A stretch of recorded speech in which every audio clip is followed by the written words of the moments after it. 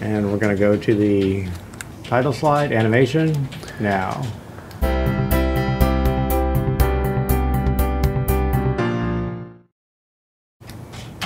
Hello and welcome back to Digital Production. Welcome to week 3 in the spring 2018 semester. We're back here in the VideoWorks studio, and it is an unusually cold day here in beautiful. It is indeed. West Florida. Oh my. How did you make it in today? I need to get my little Professor Campbell. Did you were you warm enough? Did you bundle up? Yes. Did you experience any frostbite or no? But it was quite thermal issues cold. at all? Yes. And I literally am. Everything I'm wearing now are the warmest clothes I have. Although I do have my hat, my little beanie hat. Which you are not wearing. I was wearing this You morning. were wearing this morning. Good. It was actually 32 degrees. Ooh. It was freezing. Yes. Now, but what about you? Since you ride a motorcycle, how did you handle the freezing cold? First of all, I'm wearing 2 pairs of pants right now. Oh my, that may be a little too much. 3 shirts. TMI. I had 2 jackets on. How do you wear 2 pants to begin with? Well, you put them on one leg at a time, just like a single pair. Is it like long johns and then pants? Well, no, but some of my pants are a little tighter than others, so those go on first. I and see. Then okay. it's all about the sequencing. So It's people very are probably wondering why this conversation about pants is occurring. Why is it occurring? Oh, well, we were talking about the weather. It's, the weather, yes. This is our ice-breaking portion of the weekly lesson. And thank you all for joining us here. As you know, I'm glad you got to campus without too many issues, and hopefully everybody is staying warm here as we experience the throes of winter. But as you know, we are talking in the early parts of our course this semester about digital audio. We're going to talk about audio photography and culminating with video as we approach the midpoint of the semester. We're going to take this piece by piece, and this week we're going to focus not only on audio, but specifically audio production, recording digital audio or digital sound. Now, we had a little sampling last week when we went over all the essentials, but there were some concepts that we didn't linger on for quite as long as we might have. And we're going to spend that time this week to make sure we really understand the science and the technology behind how sound works. And we're also going to introduce some new terms and some new concepts that are specifically applicable to the recording process when we're out in the field or in the studio trying to capture the best possible sound. Now, as it turns out, in the studio here, you can't quite see them, but just above the field of view here, we have. So would you like me to now at some point? Do you want to do a reveal? Because I can get up and zoom out. Well, I have to physically get up and. You'd have to. Because we don't have. I see. Well, perhaps what we could do is toward the end, we'll do a grand reveal. It is interesting because I do think that it is an interesting informational tidbit, knowledge, or whatever you want to call it, about the complexity of a simple shoot, a seemingly simple shoot. Seemingly simple, yes. People think it's seemingly simple. And what's interesting is there may be maybe an overabundance of microphones. I'm not quite sure because right now you're wearing your lavalier microphone. So that's one. I have my voiceover microphone. 2. There's 2 shotgun microphones of EVU. One that is going into the camera, and then another one going into a field mixer, which is right over here. So 4 microphones. And then there's another microphone, which is in the shot. Actually, is in the shot, but this guy it's not actually being used right now. Actually, because it was connected to the other camera, but we decided not to use the other camera. A decision that was entirely in our hands. So, but what's interesting is that there's multiple backups. Yeah. In fact, so we have 2 cameras, one of which is not even functional. So let's just say one camera. Well, it's functional. It just isn't. we're having there's some issues with the capture card. It's not operational. It's not operational at this right moment. Yes, yes. And yet we do have 4 operational microphones. Yes. And a reasonable person might say, well, wait a minute, this is a multimedia production. It's video. It's a video. Why are we spending so much more time setting up microphones? Well, and if you look at all the cables in here, probably 4 times as many cables are for audio as video. Right. And actually, there's a huge mixer right here, too. And there's a big mixer. By my desk. And you have a whole rack of audio equipment here and then there's a to your right. A compressor, an analog compressor, an analog mixer, a 16-channel analog mixer, and a field mixer. And you're wearing very stylish headphones. I do indeed. These are very, very nice headphones. But help us understand what's going on here. Why are we spending so much time and buying so much stuff to handle the audio when this is really a video production? Well, it's interesting because once you set up the lights, I mean, lighting obviously is equally as important as audio. But in this case, in a situation like this, for your show, the lighting is the same all the time. Mm-hmm. So basically, I know exactly how to set the lights up. I know where the key light's going to go and the background and everything else. So it's not like it's reinventing the wheel. Mm-hmm. And there's only one camera. I know the exposure settings for the camera, et cetera, et cetera. Mm-hmm. But what's interesting is with audio, you have to still test all the microphones. Mm-hmm. Why? Well, because you got to listen to them. You got to set the levels. Mm-hmm. You got to make sure the compressor, the levels, first you set the levels in the mixer, and then you got to, without the compressor, and then you got to turn the compressor on to see how much you want to compress the audio source, and then you got to listen to because there's another audio digitizer, so the audio is converted from the analog, it's going into the digitizer, which goes into the computer, which is Wirecast, which is then being recorded, turned into a digital signal. So we have all these different things going on. So, but why would it be that with the lights, the camera, you know your settings? Well, because the light doesn't change. But the audio is a little more. Well, the audio could change. Like, for example, you may be somewhat maybe depressed one day, so you may not be as excited. Mm-hmm. Your voice. Yep. Your frequencies may change. Your amplitude may change. Mm-hmm. If you suddenly get very excited, maybe you're just had too much coffee one day. Right. And you're just super hyper or something like that. Yes. So if you set the levels the same every time, and you're super hyper and your amplitude is super high, or your level, then that's going to make your levels super high, and then you're going to get distortion and everything like that. So, and then you got to. Now, the reality is how many backups do you need? Well, that's like, how many so-and-so does it take to screw in a light bulb? But I have learned the hard way, because I learned the hard way that one time I was lazy and I didn't have a backup. Yes. And it was a video, and for some reason the audio and the camera didn't work. It just didn't work for some reason. And I didn't have a backup for your Vice. And I paid dearly for my Vice because I was lazy that one time. Yeah. Now, I don't know if I'm, how many audio backup sources do you need? 1, 2, I mean, it just all, some people have, who knows, 5, 6, not 5 or 6, that's a lot, but,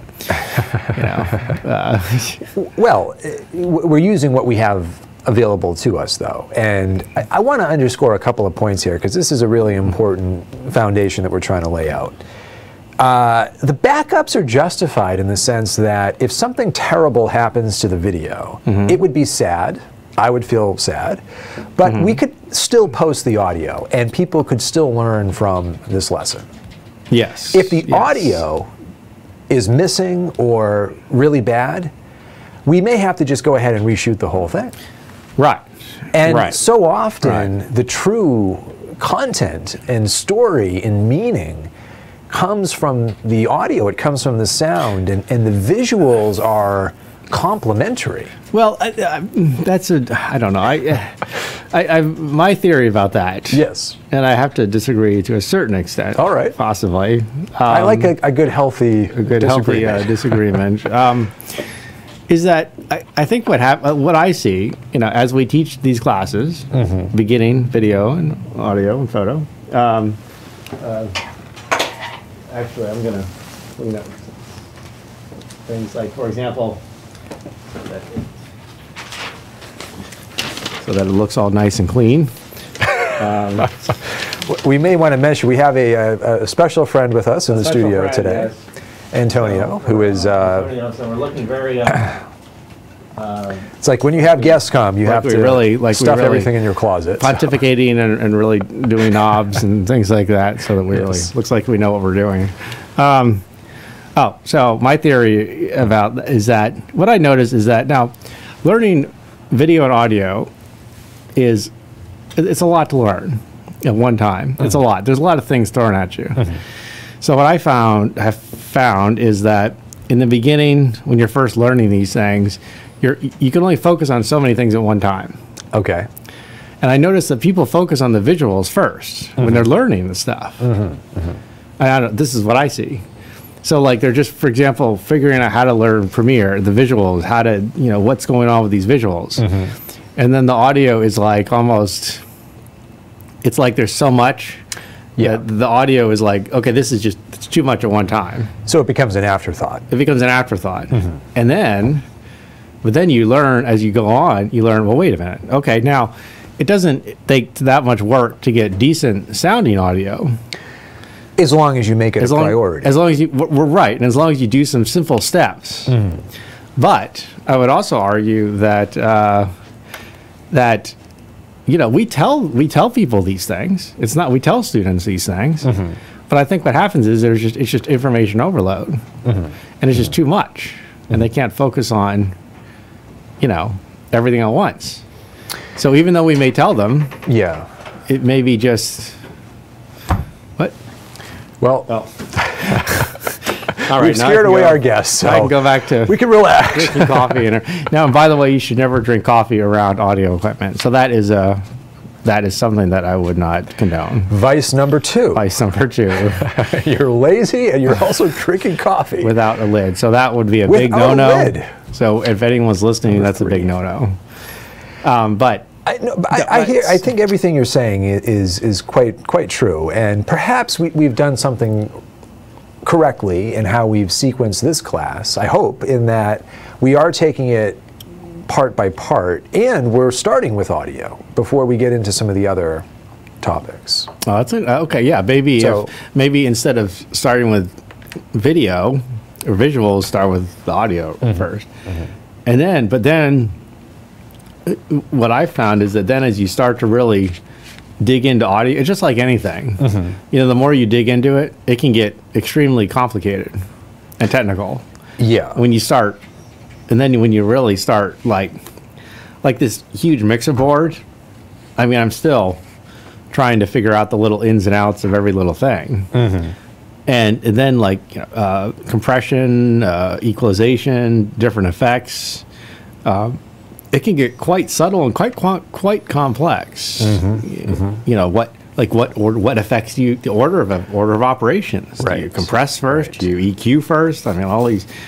It's quite and there's these huge debates about that. Do you normalize first? How much do you? And then there's now there's the loudness units. So now they're going to loudness units as opposed to DBFS. I mean, and that's not DBFS anymore. It's these loudness units. Of course, the technologies are always in flux. I think part of what we're getting at here, though, is this idea that when it comes to a lot of things in this realm, there are some diminishing returns. And what I mean by that is you can spend time building skills and getting better. And you can see a lot of progress and a big difference as you build up a core set of really essential skills and practice those and get really good at them. And then as you keep going, you're still spending a lot of time, but the progress is not going to be as significant. It's going to be more subtle. Yes. Noted perhaps by people who really understand the craft and know what's possible. And then at a certain point, you are spending lots and lots and lots of time eking out slight improvements in the quality of the sound, the visuals, whatever it may be. Yep. And that's true in terms of learning this craft. And I would say it's also true to a large extent in terms of investing in equipment as well. Yes, right. Because then you learn exactly. So, for example, I know at some point later we'll get into this, but there's all these pieces of equipment on the table right there. And one of them, for example, is the Zoom H4n. Oh, yes, we have that right here. So, so that was, now that is a, that was bought about 5 years ago. And at the time, that was the high-end prosumer model, prosumer digital audio recorder. And it has an XLR connection, so one can consider it professional. And we'll talk about what that means. But as I started to really learn more about these things, it was like, and then I realized that in reality, the preamplifier on that Zoom H4n, the preamp, is actually really, really crappy. And so what you need is a preamp field mixer, like a Sound Devices or something like that. So you can't see it, but now every time, so example, the 16-channel mixer has a very good preamp to amplify the signal, the microphone signal, to make it line level or to increase the level. And we'll talk more about that as well. It's so then when you start to learn higher level audio equipment, just like camera equipment, you realize like, oh my God, I cannot. Why? How could I have lived with this? How did I live with this before? How did I live without it before? Yeah, you become attuned to the differences in quality. Yeah, and part of it, I think, really is building that sensitivity to, well, what does excellent audio sound like, and what does excellent lighting look like? If you can't hear it, if you can't see it, you can only create it by happenstance. And we all get lucky sometimes, and the stars align, and our settings are just right. But to consistently and predictably create really high quality content, I would argue first and foremost, you have to know it when you see it. And you have to develop that sensitivity, which is why, if you agree, which is why we're going to spend a fair amount of time reviewing media of various kinds, looking at videos, looking at audio, or listening to audio, and talking about it as a class and trying to build up that sensitivity. Well, that was also interesting. And then you start getting into things like headphones. And then you realize that really... Wait a minute. Oh. Where are my headphones? Oh my, I'll have to bring some... we'll take care of that. Take some over. But then you start realizing that headphones, just like every other video, audio, and photography gear, it can get extremely expensive. And then you notice also the quality of high quality headphones, the difference between high quality headphones and crappy headphones. And once you understand how audio really works, you're like, oh my God, it's a whole new world. Yeah. But I think what I also want to argue for, and I don't know if you agree or not, but so you could spend $20 on a pair of cheap headphones. You could spend $200 on a pair of really high quality headphones. And I would argue you would notice a significant improvement. Significant, yes. You could spend $500 on a pair of headphones. But here's where I would say the difference between the $200 and the $500 headphones is not going to be nearly as significant as the difference between the $20 and $200 headphones. Yes, I would agree with that. It's like the difference between a Red camera versus the Ursa Mini or something like that. I mean, there's different color spaces, different codecs, but unless you're a true cinematographer, you may not know the little intricacies of the average person may not notice the intricacies or differences of color spaces of the codec used by Red versus Arri Alexa or something like that. Or if we're comparing like a Red to an Ursa Mini, even though one of these cameras is 5 to 8 times more expensive, I'm going to go out on a limb and say the quality is not 5 to 8 times better. Yes, it's better quality. Yes. Especially if you know how to use that equipment and know how to tap into that quality. But it's not 5 times better. Well, yeah, because there's levels. I mean, you know, it's all, everything has levels. So a $200 headphones, 500, yeah. What was I going to say? See, now it's funny because these headphones are so sensitive that actually I have to take them off every now and then because my ears hurt, because they're actually well, either that or I have really good hearing. I think actually. It's just too much. The quality is just. But you notice it's just, yeah. And you don't need to spend, like, for example, a little field mixer that we have, the little 2-channel Sound Devices 302 is like $2,000. Right. But when you start to use it, you really realize, that's why it's $2,000. Because if you try to use that Zoom H4n just by itself, you realize it's like, this is crap. But this is exactly what I'm talking about. So yes, you could spend $2,000, and there's a reason that equipment is $2,000. Or you could get the, what is it, the H6 that's out now for maybe $400. Actually, yes, which has a decent preamp. And it's going to be significantly better than this. Maybe not as good as the $2,000 piece of equipment, but significantly better than this. And very functional for a lot of applications. Yes. And actually, the Zoom H4n just updated its preamp with the Zoom H4n Pro, which just came out about a year ago. So actually, yes, I may be sounding like I'm a elitist snob and everything like that by saying, well, you only need $2,000 equipment to produce good quality. So I should not say that. I don't mean to say that. Because if I do say that, then there will be someone that will say, well, that's not true. You can, the best camera is the camera you have, the best digital recorder is the recorder you have, things like that.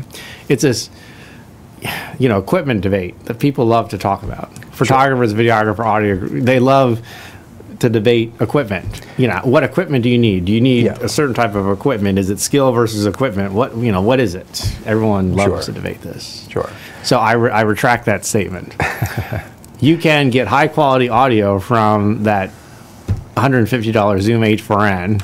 You can get high quality audio from that $600 Sizenauer shotgun microphone. You can get good quality audio from the $2,000 field mixer.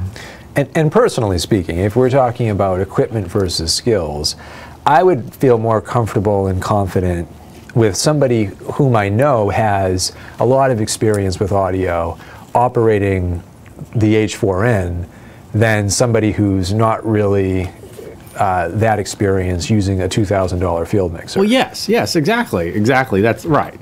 I mean, people do these comparisons, like where they show like how they compare they use, literally there was one YouTube video where they had one guy was shot with a Canon T3i. Yeah. And then he shot with a red camera.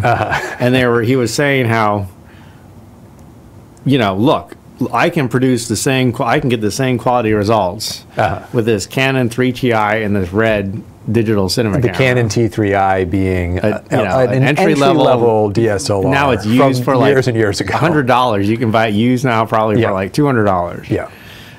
So I think that's an extreme argument. And a little unfair. Can't there just be a happy medium? I think that's a fair point. The reality is once you become a professional, at least this is what I found, is that it's not that the equipment makes you a better photographer or videographer or whatever it is, but it makes your life easier. So if it can make your life easier, and you can get more stuff done, then I think that's a good thing. Absolutely. And I think in line with that, a lot of times what we're really purchasing when we're investing in equipment is just basic quality, in the sense that we want something that's dependable, that's going to work every time we turn it on. That is going to not degrade over time every time we put it to use. Things get banged up out in the field, and you want something that you can rely on.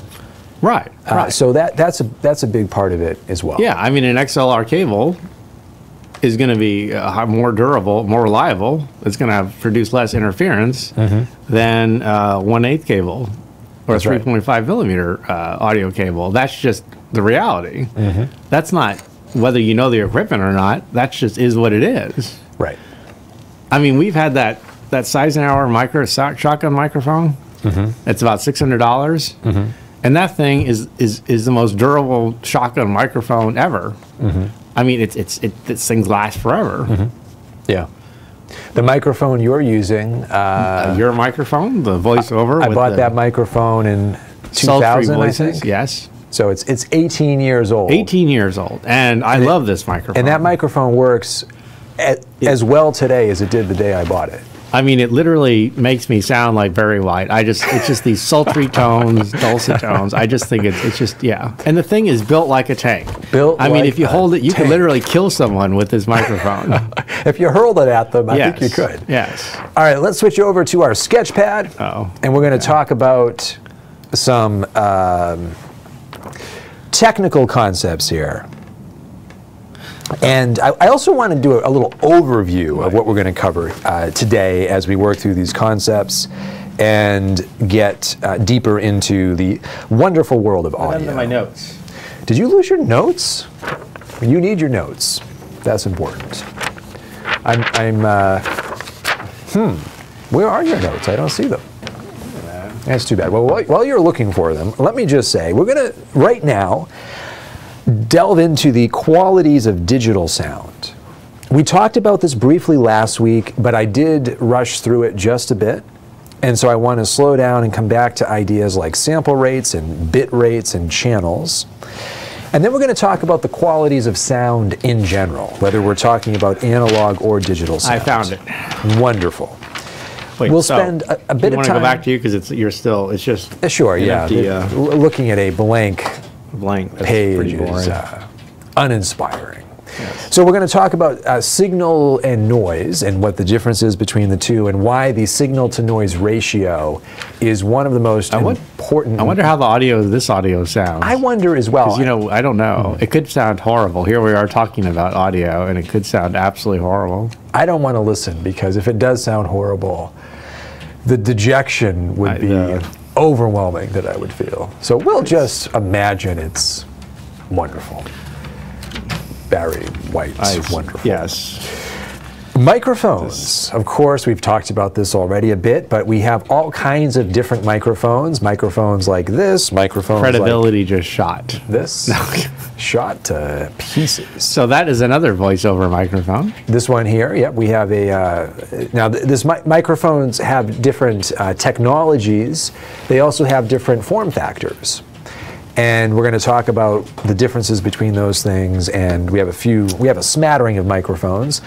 The Zoom H4n recorder and other Zoom recorders, such as the H1, have built-in microphones, which are at the tops here, and they have stereo microphones. And the H1 is a microphone that, considering how cheap it is, everybody should buy. This is a perfect example of how you don't have to spend necessarily thousands of dollars to achieve good audio.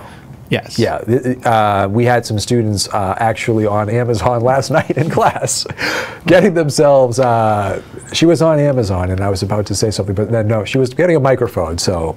Oh, that's a Zoom? Yes, she was getting the H1 for $67. Right. On Amazon. And that's something that even though with all this fancy equipment, that we still use that. Yep. Because it's a decent sound, it's simple, it's reliable. Well, the microphones on that thing are very good for the price. Yeah. Yep. So we'll talk about microphones. We'll have some recording tips in using microphones.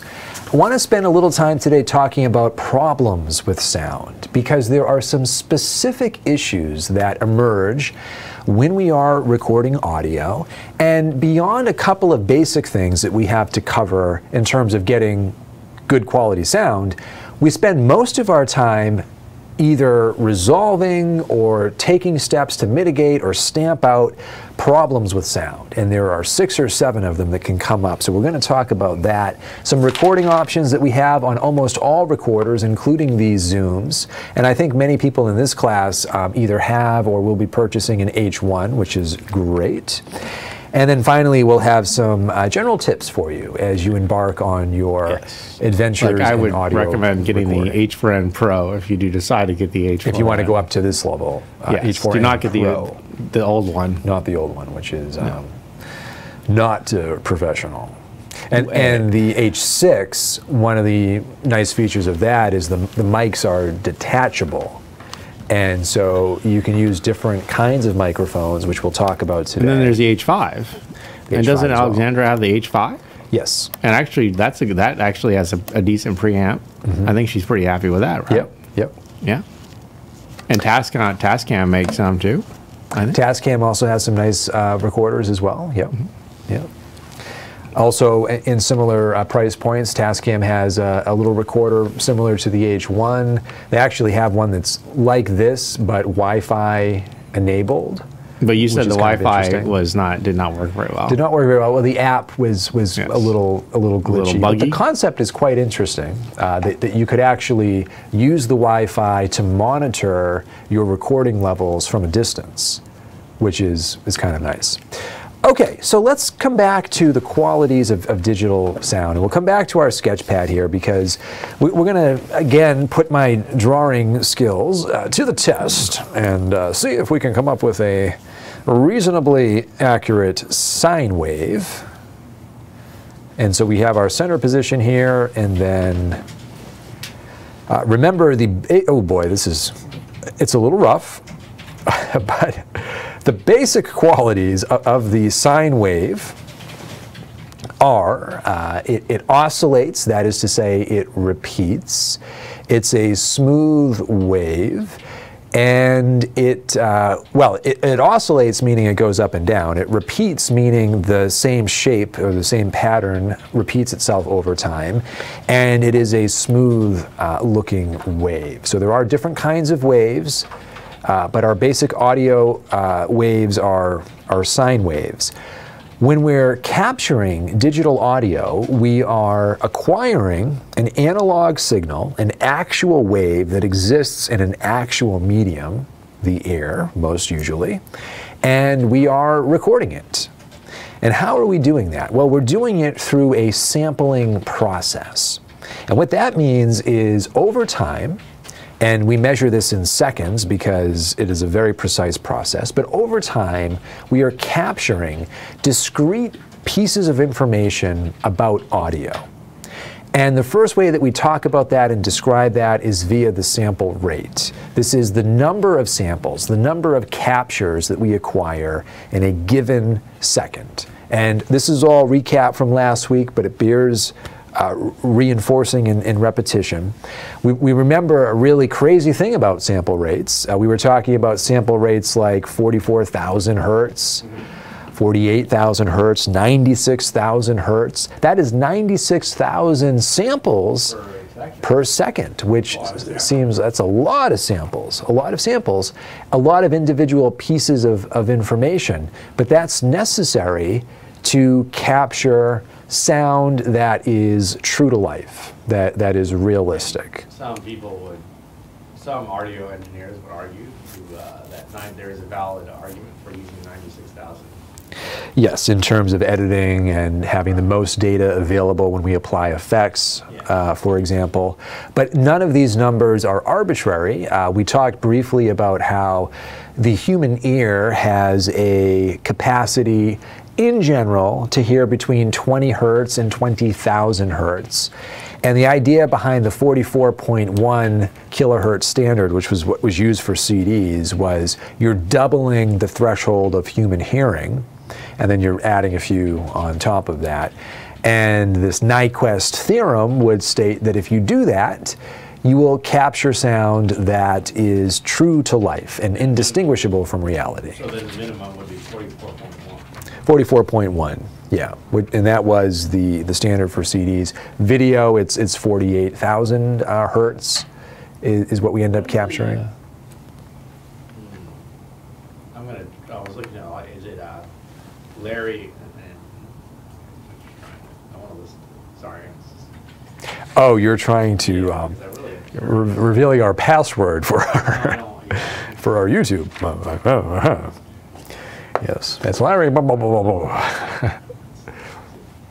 Here's hoping. Perfect Bloggers 1 is at Gmail, right? Yes, Perfect Bloggers 1 at Gmail. We've resurrected the old Perfect Bloggers log in here on YouTube. Anyway, so sample rate, very important measurement of the quality of digital sound. In general, the higher the sample rate, the higher the quality. It is the number of individual captures per second. Beyond that, we have to decide how detailed, how nuanced is each individual capture. And we do that through this concept, which is the bit rate or the bit depth. And common bit depths or bit rates are 8 and 16 and 24 and 32. This is an indication of the number of bits that we are using to represent a given sample. And so if our bit rate is 16, that means we have 16 individual digits that we're using to represent that one sample. And if it's 32, then we have 32 individual digits. Well, what this means is that with higher bit depths, we have more nuance, more control over exactly how we describe a given sample. So as you may well imagine, that sounded pretty good. All right, we're going to do a little real-time test here. I don't hear any distortion, which is all right. really important. That's very important, yes. One of the... and you know what? I had my levels down on the fader, so they didn't hear that, but now they can hear that. So distortion, one of those audio problems that we want to be careful to avoid, if at all possible. So the sample rate and the bit depth work together to create a basic profile in the realm of digital audio. So let's get these concepts up on the board. Sample rate is basically, as time progresses from left to right, how many samples are we capturing? Sample rate. And then the bit depth is, so for each one of these, are we saying that this is like a 0001, 11001, or are we using even more information to describe that specific sample along the way? So in the end, analog audio is an actual wave, it's an actual perfect curve, and digital audio, it is a series of individual samples that, taken together, mimic or approximate what a wave might look like. And the more you sample, the more you can create the appearance or illusion of an actual wave. The third concept I want to talk about in terms of the basics of digital sound is the idea of channels. Now, there are a couple of different common configurations when it comes to channels. Number one is mono. You'll often hear about mono sound or mono audio. So it appears that the audio sounds okay. Sounds okay. I think. All right. Now, I have listening to literally multiple audio sources all at once. So that's a little discombobulating. I think it's good. What a relief. Okay. So we have mono sound, and this is one channel of audio. So, for example, we have a lavalier microphone that we like to use and we recommend to folks. It's the Olympus ME30. And it's about a $30, $35 lavalier microphone. And it plugs into recording devices such as the Zoom H1. You could also plug it into the Zoom H4n and similar devices. And that microphone records in mono, meaning you get just one channel of sound. Another popular configuration is stereo. And not surprisingly, mono is 1, stereo is 2. Stereo is going to be both left and right channels. So, and mono is just a left channel. I've noticed that a lot of people have, sometimes some people get confused because I've noticed like the difference between a channel, a track, because, you know, what's a channel, what's a track? I think sometimes that's a source of confusion for some people because, like, you know, two channels, stereo channels, but sometimes you hear people say, well, which track are you talking about? Yeah. So could you elaborate so that on that so the people... Sure. Although I have to say, I think that the confusion is very understandable because sometimes the terms are used interchangeably. Yes, that's the issue, right. Sometimes they are. And sometimes when we say track, we're actually talking about a different concept. And I'm really glad you raised this point. So let's break it down and talk about what's behind the terminology. So when I say channel, or when I'm using the term track in a way that's synonymous with channel, what I really mean is a single source of sound. So think about this difference. If you're listening to your favorite song and you have headphones on, if you really listen carefully, what you'll notice is, assuming the song was recorded after about 1964 or 5, you'll notice that you're hearing slightly different things in each of your ears. Maybe the drum is a little more prominent in one channel or the other. Maybe you only hear vocals in one channel, or they're louder in one channel than the other. And so if you take a step back and think about it, you actually have two different sources of sound playing back simultaneously, but they have some potentially key differences between them. So in that case, this is stereo, left and right. We have two different channels. Some would, in some contexts, call them two different track. In our vernacular, we can simply say two different sources of audio that are playing back together. In the case of mono, if you listen to a mono recording, you're going to just hear something in the left ear. There is nothing at all in the right ear. Yeah, I was... As he puts on a pair of headphones and looks as though he's not hearing anything. Well, it's interesting because I have the headphones, I was listening to YouTube, which is a delay. Ah, yes. And then they're listening to you and then listening to these others. So there's all these, it's interesting. So on the other hand, we have something called dual mono, which is comprised of left and right channels, but it's the same exact source in both channels. So true mono means it's just in the left channel. Dual mono means it's that same signal in both channels.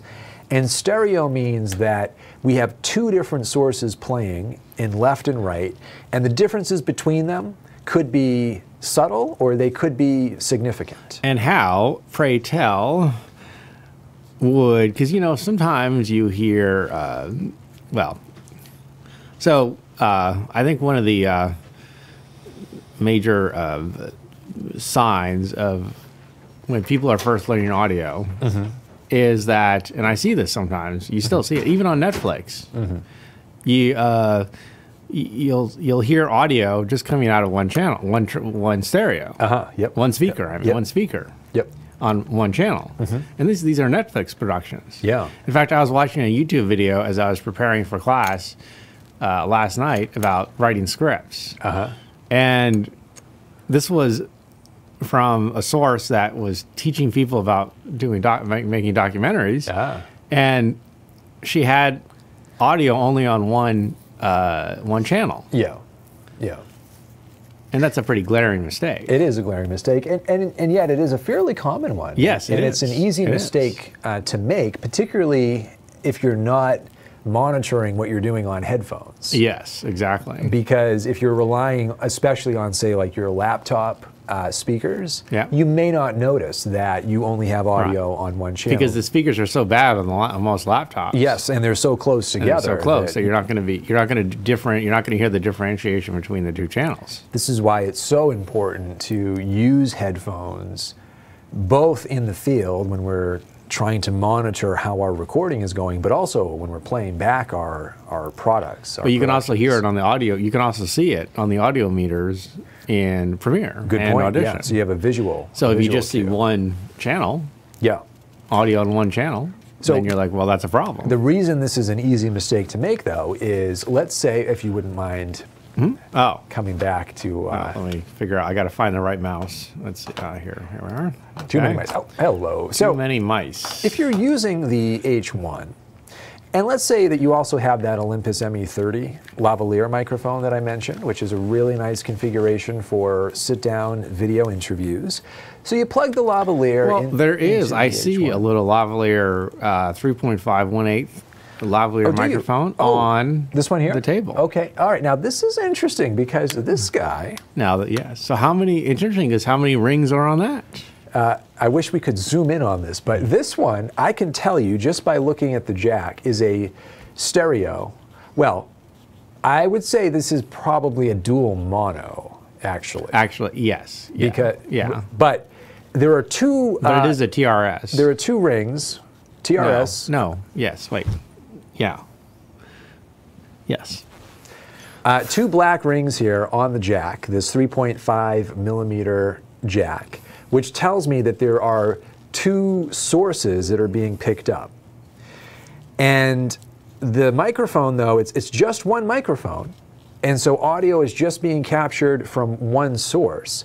And so what's going to happen if I plug this guy into the H1 is this is a stereo recorder. And so I'm going to get audio on both the left and right channels, and it will be identical audio, which in our terminology we would consider dual mono because it's the same thing on both channels. Some people would call it stereo, and that's So in some what ways would happen correct. if that little lavalier microphone had one little black ring? So if the mic had just one, and again that Olympus mic is an example, you'll just see one. You plug it in, and to this, There is a 1/4 inch that has. There's a corner, and that might actually be that's even just a tip easier ring, to see. So I think. you have 1/8 inch and you have 1/4 inch. But there's a. And actually, we've got a but the little of 1/4 each inches here. have So here's a 1/4 inch that has there's a tip TRS and TR. there we have tip ring. the two. I don't know if that's going to show up or not, but two rings on that guy and a single ring on this guy here. So this is just one channel or one source. Here we have two. If we use one with just a single ring, the sound will only be recorded on one channel, the left channel. And if we import that audio into Premiere, it's only going to play back on the left channel. The right will be completely silent. It's very easy to rectify that in Premiere because we can essentially take the audio from the left, put it on the right, create a dual mono Because recording. the default stereo track in Premiere is stereo. I mean, the dual track setup is stereo. Yeah. But you can change that to mono. So, for example, when you make a new sequence, and this is actually post-production, but for example, when I make a new sequence, I have my presets set up so that it's all mono. Because I know that everything I do in here is basically just going to be, everything's mono. Yeah. I'm not doing any fancy 5.1 surround sound, everything, Right. stuff like that. Right. It's just people talking for the most part. And voices very rarely. Right. Very rarely is there an advantage to recording voices in stereo. Now, technically, if we're using one of these Zoom recorders and we're not using the lavalier microphone, we're using the built-in microphones. There are two microphones. They are oriented toward each other. This is known as an XY pickup pattern. And if we just record straight to the device, we're recording a true stereo file, meaning that there will be differences between the left and right channels. However, the differences will be subtle because yes, we technically have two microphones here, but they're very close to each other. And so And you can extract the stereo and to mono. for sure, yes, you could. Yep, you could take just one or the other, and then you can manipulate them separately. Now, on the H4n, the thing that was most significant about this device when it came out, I would say, is, as the name suggests, we can actually record to 4 channels or 4 tracks, people will use that terminology, simultaneously. So we have our built-in microphones, 2 of them, and then we have connectors here for 2 additional microphones. And you can do 4-channel recording on this device, meaning simultaneously you're recording to 2 separate files, and each file has left and right channels, which can be extracted individually. And you can independently control the levels for those 2 XLR inputs. in production and in post-production. In production and in post-production. And in so there's post-production a as well. little knob where you can press the 1 channel or 2 channel, and then you can control that. So if I was in a scenario where I was recording a group, a band maybe, it would be great if I had 4 lavalier microphones maybe, and well, I couldn't even do that on this one because 2 of the microphones are built into it, but an even fancier recorder would allow me to record from 4 external sources. And I would plug in each microphone individually into the recorder and record to those 4 channels, because then later on, and even in the moment, I can adjust the levels independently. So if one of the band members is particularly jacked up on caffeine, we might want to lower the input level on that person and then raise the input levels on others. And that's why you have field mixers too. That's the whole point. That's why you have mixers, like field mixers. And then the more advanced field mixers actually have the ability to auto duck the levels. So when you're doing an interview, you don't have to ride the faders. You can just basically, it'll do it for you. Yep. Now, I do want to just make a clarification and a distinction on an important point here, and then we'll move on. But there is a difference between, I want to define my own difference between track and channel in the sense that, so we have a mixing board here, which I think is a 12 track? 16. 16, yeah. 16 tracks. Meaning we could plug in, technically speaking, 16 different microphones. Now, we cannot record to 16 different channels simultaneously, but we can capture 16 independently, adjust the input levels of 16 independently, and then send those signals to either mono or stereo. And that means we'd have a lot of control in the field or in the studio when we're producing the sound, but relatively less control when we're doing our post-production and editing work, because all those different signals will have been consolidated into 1 or 2 tracks or channels. Well, then you get into buses and stems and inserts and auxes and returns and all these other kind of things, which gets, that's where it gets really complicated. And I'm going to sum all that up by saying you have ways of mixing and matching the sound that you're capturing. Yes. And routing the sound that you're capturing. I realize that we've been talking for 53 minutes. We do this. And we're only on channels. It's good. And according to the notes here that I'm looking at, there's oh my gosh. So we're here, and there's this call and then this call. All right, we need to get a move on. You know, yes, we're I know. Like the Grateful Dead. You come to one of our performances, and 5 hours later, we're still going. Too many tangents. Too many tangents. Oh, my goodness. All right. Although supposedly some people like it. Here's hoping. Let's hope we can. And for those, I appreciate all the support for those that do. We do appreciate it. Yes, very much so. Now, oh boy. So yeah. So yeah, we're oh boy. So compression in file formats. This is our next. I don't know why I'm talking like that today. I have to stop doing that. That's annoying. Okay, compression in file formats. Okay, so yes, I'm completely tongue-tied now because I'm overwhelmed by how slowly we've been progressing through this day's lesson. Oh my gosh. Do you have any... Wait, what? Do you have any words of encouragement that we could actually make it through this? Well, okay, so, do we really need to go into detail about, like, on the web? No, we don't. Yeah. So we're going to make some strategic pass-throughs as we work through these items.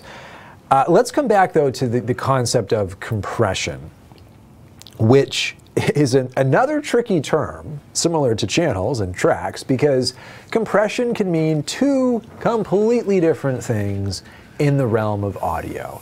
First of all, we have compression in the sense of compressing or downsizing digital information to result in smaller file sizes. And compression in that sense applies to audio, video, photography, and everything else that we deal with in the digital realm.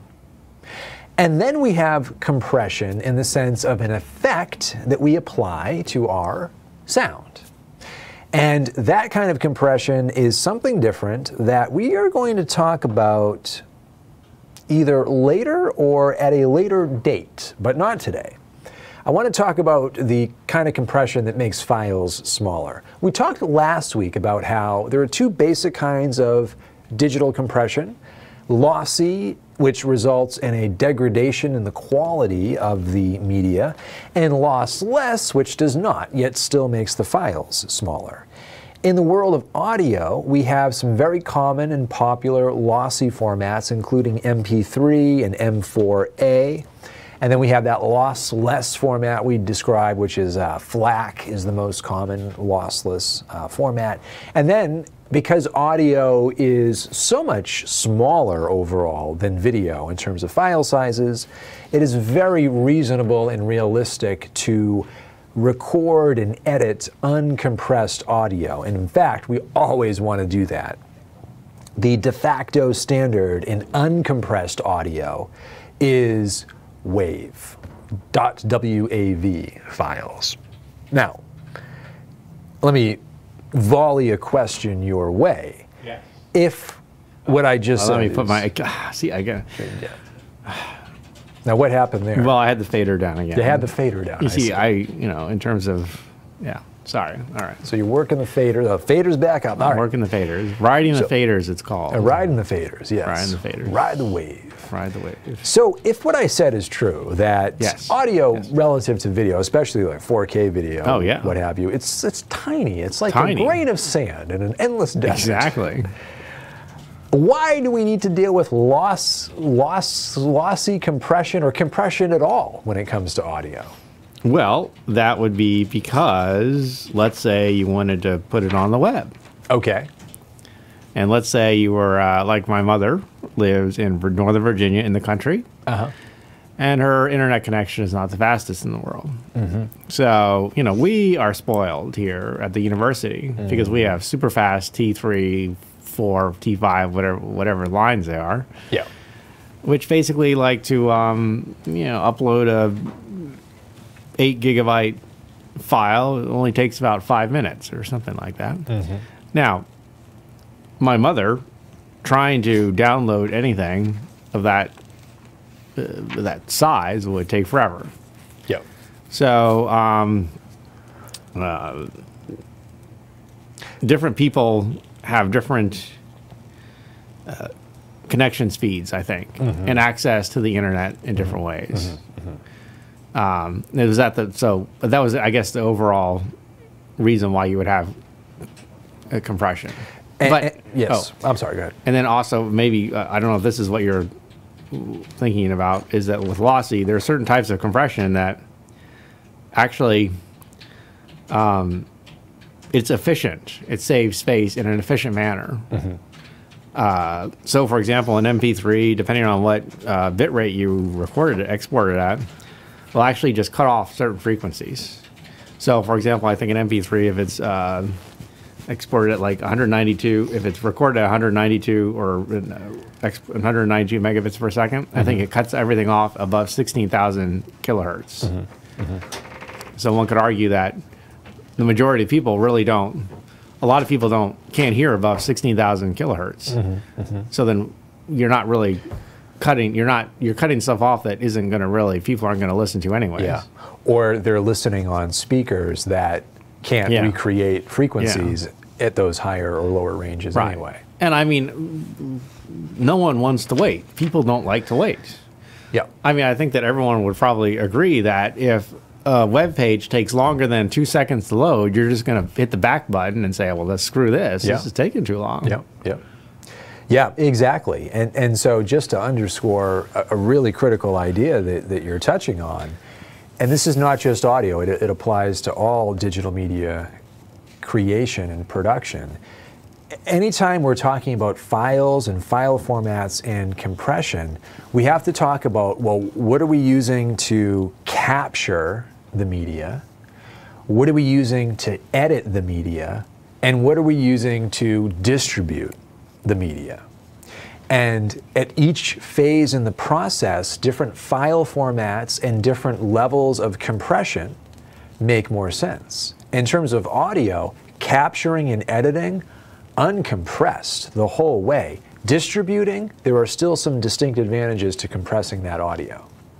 And there are analogous ideas that come up when we're working, say, with photography and video as well. Right, and then that can also be, that's like your digital master, whether it's a raw file or a raw video or a WAV file.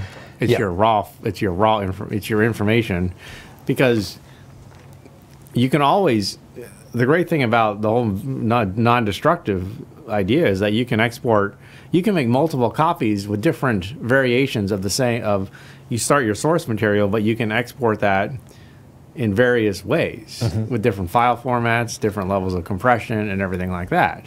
It's not like you're not stuck. And it depends on where you want to post or distribute or publish the material. That's why it gets complicated, because it's not just a matter of just, oh, well, just send me a file, a movie file. Well, no, it's not that easy, because it's like, well, what's your player? What's the file format? Does that player support? What codec does that support? How much compression do you want? I mean, there's all these different factors that you have to think about. And that touches on another reason to use these distribution file formats and these compression formats, because they are ubiquitous.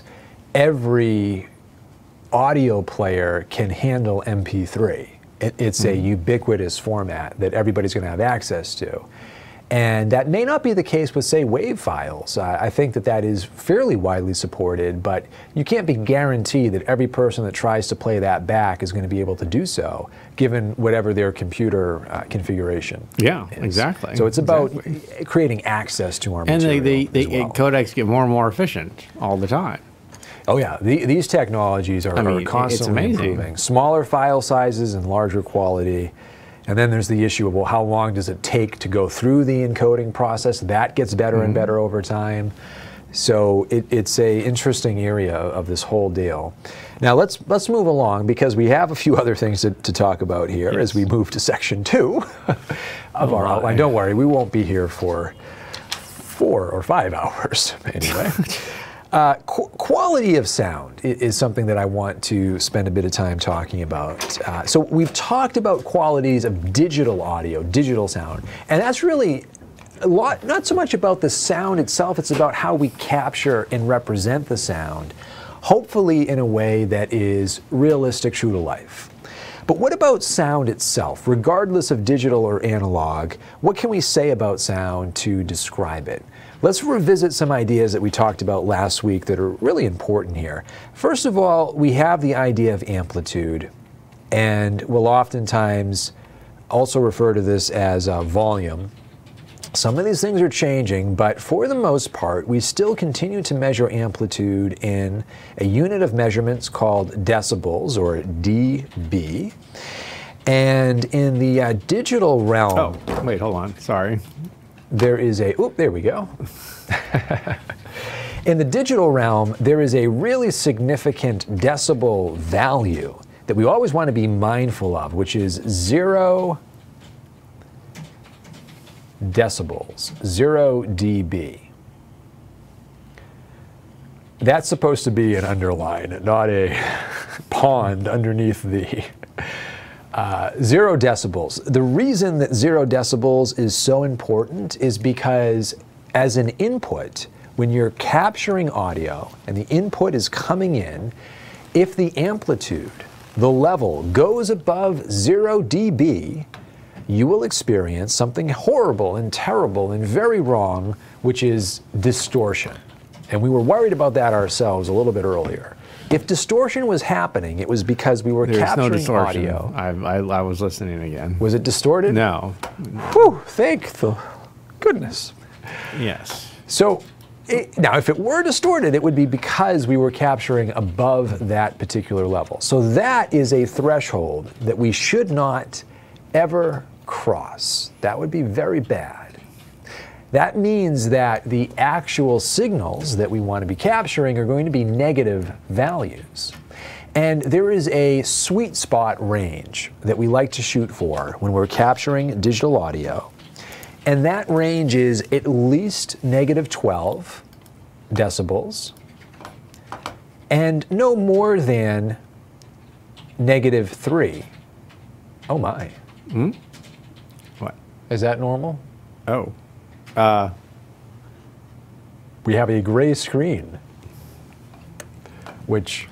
No, I still, on the YouTube, Oh, you I have still it. see the YouTube is still. Oh, now it's back again. We had okay, a yeah. momentary gray screen, which... Yeah, no, that was, I think that was a slight, that was a little something in ominous, the wire. There's a little glitch or a little, Now we're back. with the HDMI cable, but it appears to be working. No, there it goes again. There it goes again. Well, let's just... Strange. Well, imagine... No, there it goes. No, Now there's it's back. All right.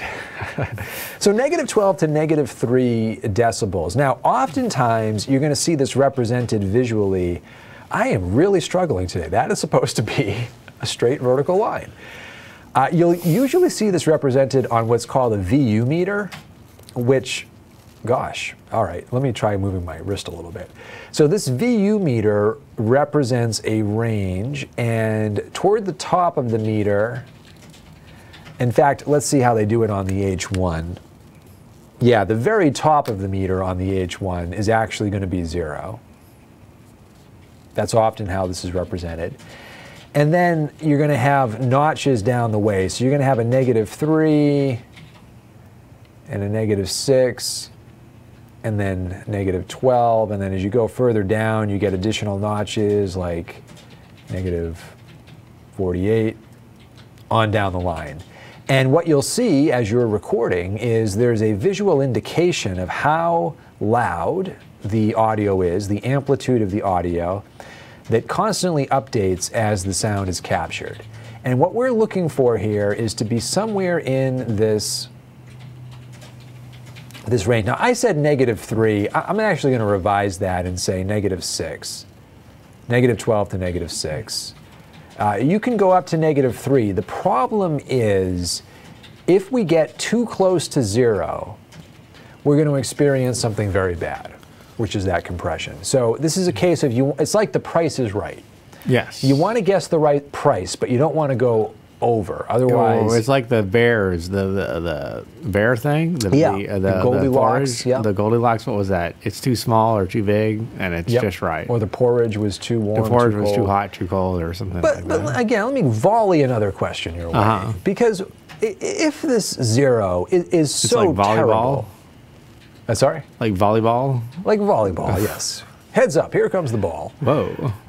If this 0 is so terrible, why don't we just chill out down here at like You mean -60, and we're so safe? -60. Well, that We'll would just get get our into that. Well, level right that's there. because of something called the signal to noise ratio, and also the logarithmic qualities of audio and actually video, but the logarithmic versus the exponential. So essentially, the logarithmic way of approaching audio would be that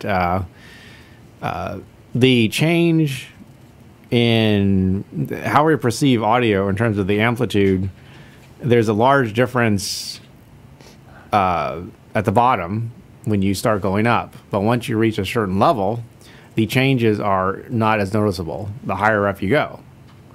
So, for example, you're not going to hear the amplitude or the levels, you're not going to hear a big difference in amplitude between -3 and -6.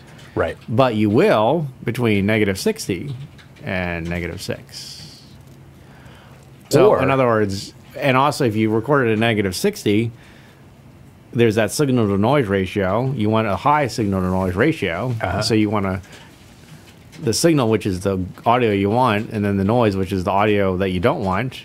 If you're too low, if the levels are too low, then you're going to be recording all that noise. Yes. And you're not going to have the ratio isn't going to be high enough, so you won't hear that difference. You're going to hear a bunch of and bad stuff. All right. Excellent. Exactly. So these concepts are so critical. The logarithmic scale and the signal to noise ratio. Is it showing up? Is it drawing? I think so, because I just now drew signal to noise. You did? And it Ah, did okay. appear. Yeah. All right. Now, let me just reiterate what we mean by logarithmic here. So coming up to the top, so we have 0 decibels, we have -6, and we have -12. And just in terms of math, if we can just math for a moment, there is an equal distance mathematically between 0 and -6 and this is how video works too. Actually. So we could say there's a 6-unit difference between 0 and -6, and a 6-unit difference between -6 and -12. However, because audio functions on a logarithmic scale, the actual difference in amplitude between -12 and -6 is much, much greater than between -6 and 0. Right. The actual difference shrinks more and more the closer we get to 0. And that's why we like to have a nice firm buffer, getting no higher certainly than -3, but I personally prefer to not exceed -6. Some people are even more conservative, and they might say, well, just get above -12. Or even some people for film would say don't go above -24. -24. But that may also depend on if they're using an analog recorder versus a digital recorder. Recording a DBFS versus VU. Like these old VU meters. The old VU meters, yeah. That I'm looking at on these this analog compressor. I see it says 0, but 0 is not actually, you don't actually experience distortion at 0. Then it goes into the red and it goes to 1, 2, 3. So that's different. So in analog, you could go above 0 and not have distortion, but with digital and the DBFS scale, you do have distortion. Right. And actually, some people find a drawing of a logarithmic scale helpful. Yes. Oh boy, here we go. Yes. So a logarithmic. Now let me see if I get. Well, this you don't right. need expert. You don't need to be a Picasso to draw a logarithmic scale. But you know, it gets a little tricky because it's not exponential. It's a linear scale. Well, exponential is the opposite. It's of the log. opposite. Well, so let's begin with the linear exponential. scale because that's very easy linear, to draw. yeah. So a linear scale would look like this. So there's a 1-to-1 relationship. 1-to-1 relationship. Now, an exponential scale would look like this, meaning there's a gradual, and then as we get further along, it gets really, really, really intense. Like population. Human population. Isn't it? When you show a human population graph over the extent of the history of our species, right? There's a very little change, and then it exponentially gets higher and higher. Yes, or not to get too political, but when you look at average temperatures around the world, it's often a exponential scale. Because you're going from 1 billion times, 1 million times a million is a lot more than 10 times 10. So then, and a logarithmic scale is going to be more like this, where there's much bigger changes in the beginning, and then it kind of levels off. And so this is going to be 0, this is -3, this is negative, these are all approximations, obviously. -12, -24, -48, and so on. So basically what you want to do is get out of the swamp. Right. Which, depending on the quality of your equipment, may mean -24. If you have really good equipment that's generating very little noise, -24 may be just fine. And that is another difference between the $2,000 Sound Devices mixer versus the H4n. Yeah. Exactly, less noise. So noise can come from different sources. It can come from the environment. It can come from electronics in the environment that generate electrical noise. The electronics, the device itself and generates the device noise. itself. Microphones, which are electronic, and oftentimes, but not necessarily a piece of electronic equipment. Yeah, because versus whether it's a dynamic versus condenser microphone. Exactly. Now, but every microphone generates a certain amount of noise, and the difference between a $200 and $2,000 microphone, among other things, less noise that the microphone itself generates. So that you can't do anything about. Yes. Well. So, yes. Yes. Go ahead. Oh my. Well, here's the good news. We've already talked about signal versus noise. What? We've talked about signal. How long so we started at we've been going for 1 hour and 15 minutes. All right, we're going to cap this at about 90 minutes because I do believe, if you wouldn't mind coming back, I need to make a statement to the class, if you could please. Oh, yes, sorry. I do believe that there is too much of a good thing. So we're going to give ourselves the boot. I think that people at the 90-minute mark here. And what we'll be able to do we are only so funny. Yes, or that's so right. entertaining. We only have so much in us in a given week. 90 minutes a week is just right. Let's make ourselves scarce. Okay, so what we'll do, though, is post some supplemental material and some relevant links so you can delve into these concepts in different ways. I'm really glad we're talking about what we are, though, because I really think if you understand these concepts, you become that much more sensitive to your decibel level when you're recording in the field, and it makes a big difference in the quality of what you capture. Yeah, that's why I'm so paranoid about listening to the how it's sounding in the to make sure. When you understand the science and technology behind it, you just kind of care about it more, I think, and it just makes everything more interesting and more relevant. And it gets actually now there's this transition to loudness units, which it gets even more. That's a whole different subject, but it's still an important thing too. Actually. Yeah. Actually. So amplitude and volume is what we've talked about so far. There are other qualities of sound, but the most important quality that we need to be considering when we're recording audio is the amplitude, because that is going to affect the quality perhaps more than anything else. A second quality of sound, and what I'll do here is fire up a fresh piece of virtual paper in my, let's switch over to there we go. So pitch, let me add amplitude here at the top just to keep it in play. And then number 2 is going to be pitch, which is also oftentimes referred to as the frequency. Oh boy, no.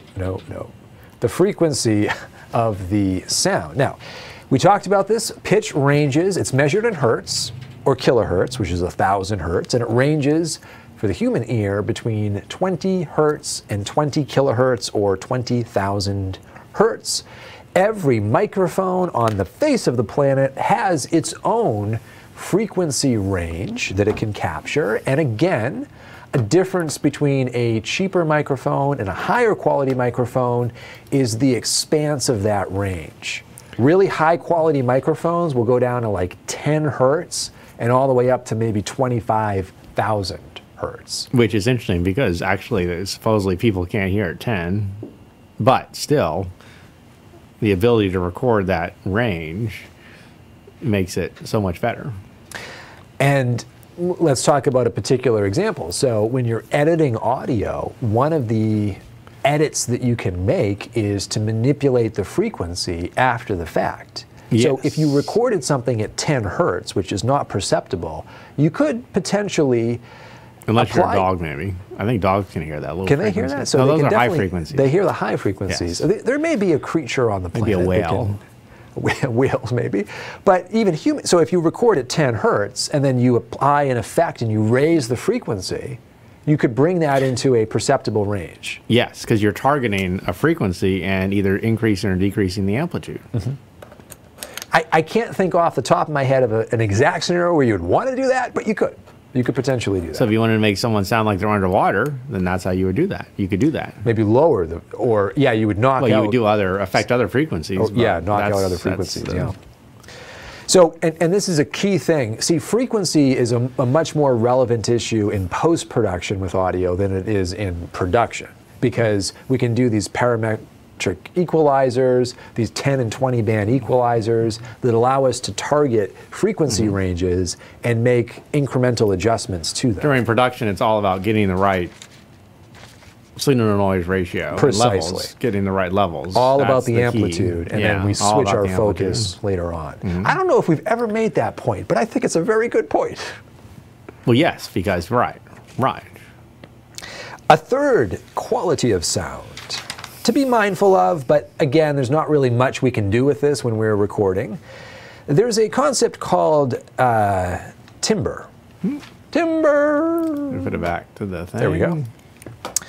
Timbre is the quality of the sound. And what do I mean by quality? Well, every sound can be defined and understood just in terms of amplitude, pitch, and then timbre.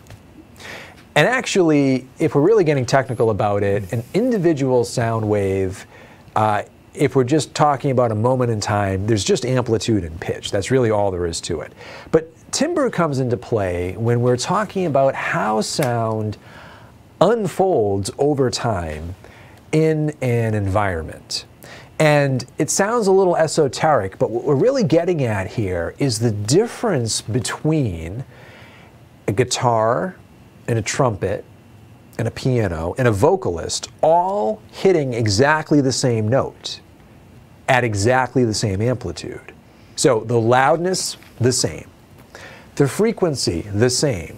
To our ears, a trumpet sounds different than a piano or a guitar or a And flute. you are a musician too, in addition to one of your other many skills. So I dip you and dabble actually, a little well, bit, yes. more than dabbling, I would say. It's you're being modest there, but you know. But I do have a little bit of that perspective, that Yes. musical perspective. Which I don't have because I don't know how to do that. Well, I don't we know need how to find an play instrument for you. I tried. My I see mother, you as a drummer, personally. Well, my mother made me play an instrument as a young child. What was and it, I the was a tuba? I'm trying to disaster. remember. No, it was a baritone saxophone. And then the cello. And I got extremely frustrated, and I broke the cello string, whatever that is. Did you crack it over your knee? I threw it against the wall. I was very frustrated. Those are difficult instruments. I love audio, and I find audio very, very fascinating in terms of editing audio. But I have to admit, my musical theory is lacking. Well, but you would agree, I think, that a trumpet sounds different than a cello. Yes. And a cello sounds different than different types of baritone saxophone sound different. Sound different as well. So how could it be that if it's the same amplitude, the same frequency, that there's a perceptible difference? Well, the answer that's to with that... octaves, right? Is that something to do with octaves? Well, octaves, so that's an interesting issue because frequencies repeat themselves, but technically, as you move up or down the octave, which is essentially 8 steps up and down, you are changing the frequency, if we measure it in terms of hertz. Right. So, just a quick aside, but musically speaking, you have a C note that you can hit, and 8 steps up, there's another C note. Which is 1 octave up. It's 1 octave up. Now, it's the same note, but the frequencies, as measured in hertz, are different. So, the actual hertz would be different if you go up, up, up, different octaves. So, the answer is coming back to this concept of timbre, which is about how the sound unfolds as it ripples through the ear, and also how it's never one sound wave. There's always multiple sound waves overlapping. That also kind of adds into timbre. But in terms of the unfolding aspect, we measure that and understand it through a concept called the ADSR, which is the attack, decay, sustain, release envelope that all sound experiences. And we have a little visual here that we found that we think is somebody nice. to cut to it. Here is the visual. Nicely done. So here is our ADSR envelope. The idea here is that when sound originates from a source, there is an initial period in which the amplitude increases. So this is interesting because so far we've been talking about amplitude as kind of a constant thing, like a sound source has a constant amplitude. In fact, sound waves are bouncing left and right, and each individual wave experiences this envelope in which the amplitude goes from nothing to maximum and then begins to quickly taper off. That's the decay period, before staying at the same level for some time. And by the way, this can all unfold in a part of a second, multiple seconds. It's not a lot of time, but it's some time.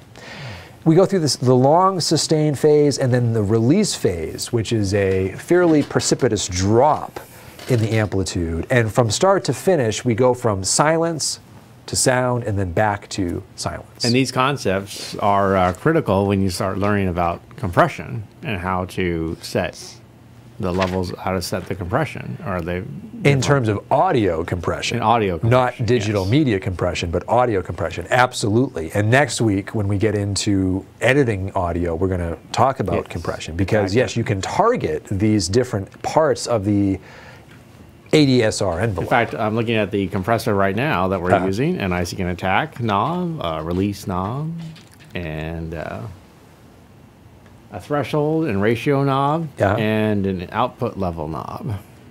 Now, here's the thing. Every sound travels through this series of steps. Every sound wave that ever goes off into the world has an attack, decay, sustain, and release phase. But how long a sound stays in a particular phase is going to vary depending on the nature of the sound source. And that is where we get into the idea of timbre and qualitative differences in how something sounds, even when the amplitude and pitch are the same. So, like if you're underwater versus high on a mountain. Well, that's another factor in terms of the medium that the sound is traveling through. Or in space. Where we can't have you- any sounds, sadly sound. speaking. But as we talked about last week, sound travels much faster through water than through air. Temperature can affect the speed of sound as well. But you know, water stops bullets, which is something that in movies they always get wrong. Anyways, that is a complete tangent. Tangents.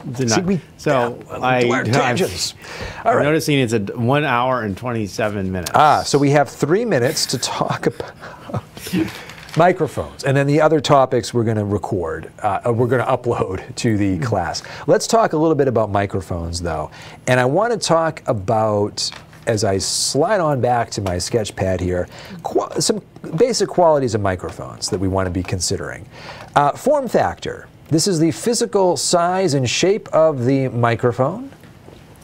A lavalier is a particular form factor. Would you like me to zoom? Oh no, wait. Oh, I was going to zoom out. Do you want me to zoom out with the camera? Let's zoom out. Yeah, come on down to the stage here. So switch back over.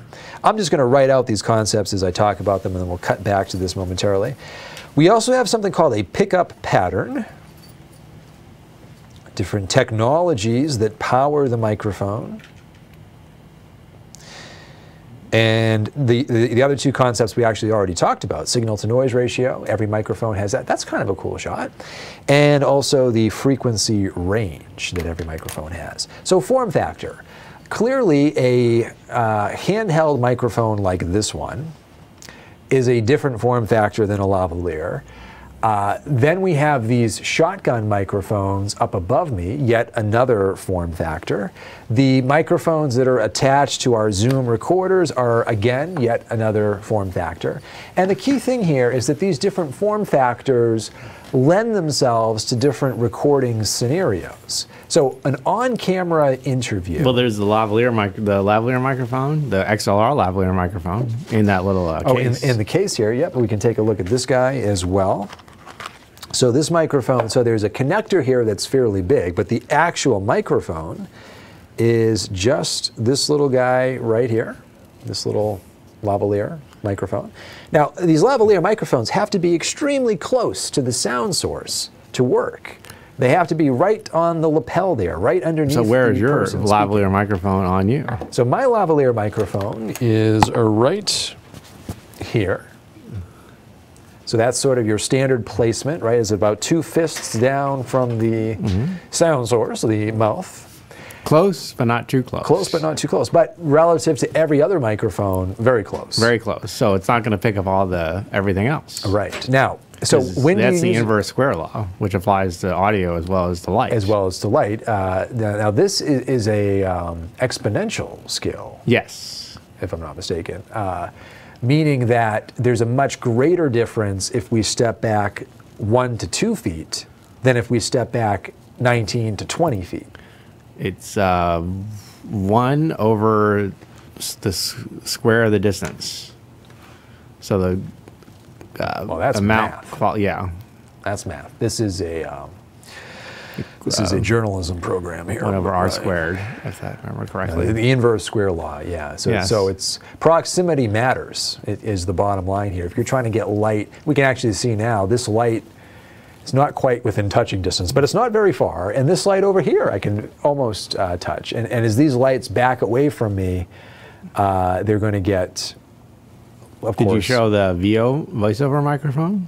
We talked about the voiceover microphone briefly as well. Yep. Now, so when do we use these different mics? Well, it depends on the scenario.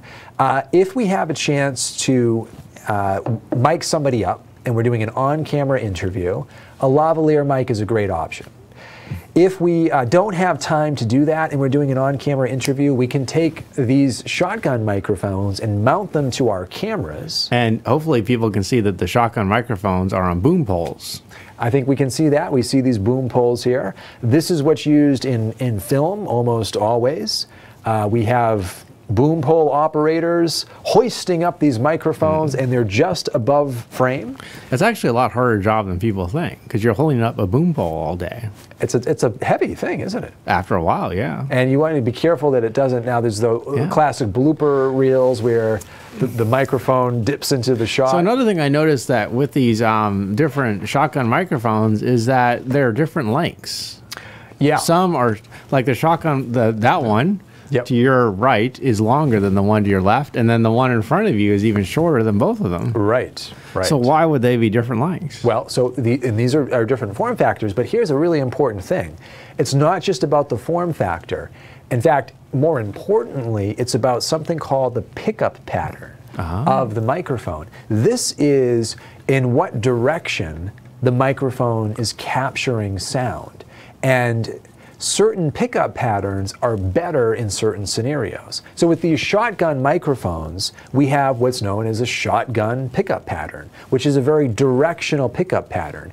Meaning, for example, that this microphone here is capturing a lot more sound in this area than behind it or to the sides of it. And that's great because there is ambient noise in the room here generated by the HVAC system and the electrical equipment that we don't really want to capture. We just want me.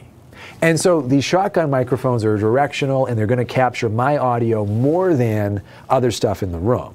And the longer the microphone, if we're talking about shotgun, the more directional and also the wider the sweep in terms of so what you're saying is that the longer one will focus more on your voice than the shorter one. Yes.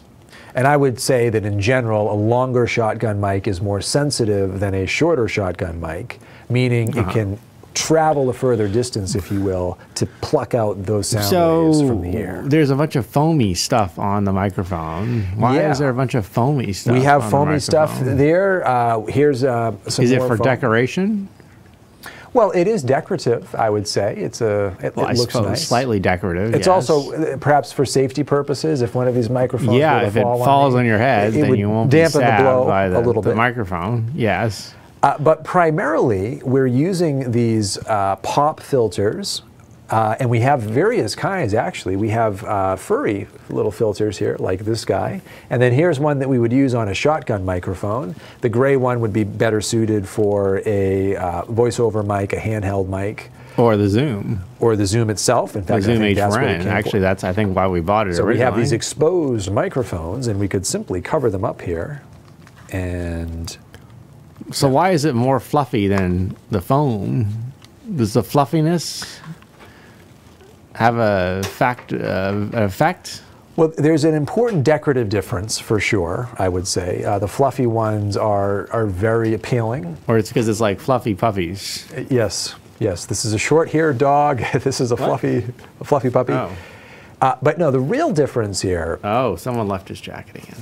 Is the Gardo gave me a note. The notes are being passed in the classroom. The notes are being passed in the classroom. Young Christopher Campbell, do you have something you'd like to share with the group? One of these days, Gardo will say something, so for all the world to hear. He just left it. He left it there. Did you hear that, people? See, now Gardo's way over on the other side of the room, right? So those microphones are not going to pick him up. Well, we'll see. So he can sit there and say whatever he wants. Well, I would like to pose a challenge to the class, and you may post this in our Course Cafe discussion forum if you'd like to, but if you happen to hear the words that Edgardo just uttered, please quote him and put it in the cafe. We'll be very curious to see. And what do they win? To be determined. But we actually do have some goodies. So now, this may be somewhat macabre, but what is that thing called? These are called dead cats. And that's horrible. That is I don't know. I terrible. don't know what the origin of dead cat is. That's know. interesting. I don't know. But if they get big enough, we call them what? Blimps. Well, zeppelins. Or Zeppelins. Blimps. Yes. To be more Because they specific. cover the microphone completely to block out all wind. Yeah, and that's the key here. So what are these things for? All of these things? Well, this guy is for minimizing plosives, which is an unwanted audio artifact that naturally happens when we're speaking. P's and B's in particular create these bursts of air that can result in a lot of distortion. Even if we're below that zero threshold, all of a sudden, boom, we go up, we get this really low distortion effect. Did your lavalier mic get moved on your shirt?